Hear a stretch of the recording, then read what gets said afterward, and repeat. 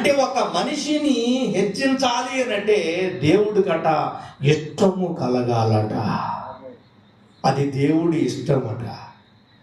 అలాగని ఒక వ్యక్తిని దేవుడు హెచ్చిస్తే హెచ్చించబడిన వ్యక్తిని చూసి మనం అసూయ పడకూడదు. కొంతమంది ఏం చేస్తారో తెలుసా?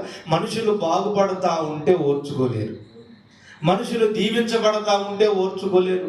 రూపాయికి రూపాయి కాస్త జాగ్రత్తగా సంపాదించుకొని కూడబెట్టుకొని కాస్త భార్య బిడ్డలు మంచి చెడు పచ్చగా బ్రతుకుతుంటే ఓర్చుకోలేని వాళ్ళు ఉన్నారు. మొఖాలు మూతులు ముట్టెలు తిప్పే వాళ్ళు ఉన్నారు. తెలుగులో చెప్పాలంటే కూర్చొని నాకు తిప్పడం చేతగట్లేదు కానీ అసలు భలే తిప్పుతారు కొంతమంది మొఖాలు.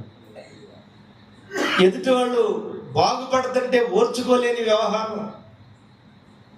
కానీ నేను చెప్పిన ఆశీర్వాదం ఎక్కడుందో జ్ఞానం కలిగిన వాళ్ళు ఏం చేస్తారో తెలుసా? యేసయ్యా, నేను చూస్తూ ఉండగానే నా సహోదరుల్ని మీరు ఆశీర్వదించారయ్యా, ఎంత కార్యం చేశావు ప్రభువా, నా సహోదరుని ఎంత ప్రేమించావయ్యా, నీకు స్తోత్రమయ్యా, ఇంకా దీవించిన ఆయన అని గనక మనం పలికామనుకో, దేవుడట ఆ గడి నుండి మనలను కూడా ఆశీర్వదిస్తాడు. ఆయన పొరుగు అని మేలు కోరుకున్న మనల్ని కూడా దేవుడు ఆశీర్వదిస్తాడు. ప్రజలందరూ దావీదుని గణపరిచి మాట్లాడుతున్నారు. సౌలుకేమో 1000 కొలది, దావీదుకేమో 10,000 కొలది. జయము జయము జయము జయము అని దావీదుని గణపరిచి మాట్లాడుతున్నారు. ఎందుకంటే 40 దినాలుగా గొల్యాతు అనే యుద్ధశీరుడు శత్రువు వచ్చి ప్రజల్ని దూషిస్తుంటే ఒక్కళ్ళు అడుగు ముందుకేయకపోతే దావీదు వెళ్ళి ఒడిసెలతో గొల్యాతును కొట్టి తన తల నరికి దైవజనుని పాదాల దగ్గర పెట్టి దేవుని బిడ్డలకు ఆయన పక్షంగా నిలబడ్డాడు దావీదు. ఆ కార్యం చూసి లక్షల మంది ప్రజలు సౌలుకేమో 1000 కొలది, దావీదుకేమో 10,000 కొలది అని జయము జయము దావీదు జయము జయమన్నారు.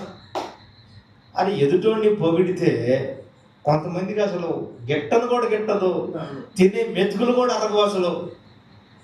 ఇప్పుడు మందిరంలో కాస్త బాగా పాడగలిగిన వాళ్ళు ఉంటారు అనుకో, ప్రోత్సహిస్తే కాస్త ముందుకెళ్తారులని సేవకుడు, తమ్ముడా చక్కగా పాడుతున్నావయ్యా, దేవుడు నీకు మంచి స్వరాన్ని ఇచ్చాడయ్యా, నువ్వు పాడుతుంటే నేను పరలోకంలో ఉన్నట్లుగా ఉందయ్యా అని సేవకుడు అన్నాడు అనుకో, ఇక మిగతా 4, 5, 10 మందికి అసలు లోపల పొద్దున్న తిన్న టిఫిన్ కూడా అరగదు, ఆ గొంతులోనే ఉన్నట్టుండిద్ది. అంటే కొంతమందిని ప్రోత్సహించి మాట్లాడితే కొంతమందికి ఏమో ఇష్టం ఉంది. నేను చెప్పనా, ఇది ఇప్పుడి స్వభావం కాదు. ప్రారంభంలో ఇది సౌలు దగ్గర నుండే మొదలైంది ఈ జీలు. స్తోత్రం కలుగును గాక. దావీదుకి జయము జయము అని అంటే ఆ మహిమని ఆ ప్రోత్సాహాన్ని తట్టుకోలేకపోయాడు. అలాంటి వాళ్ళని హెచ్చిస్తాడా దేవుడు?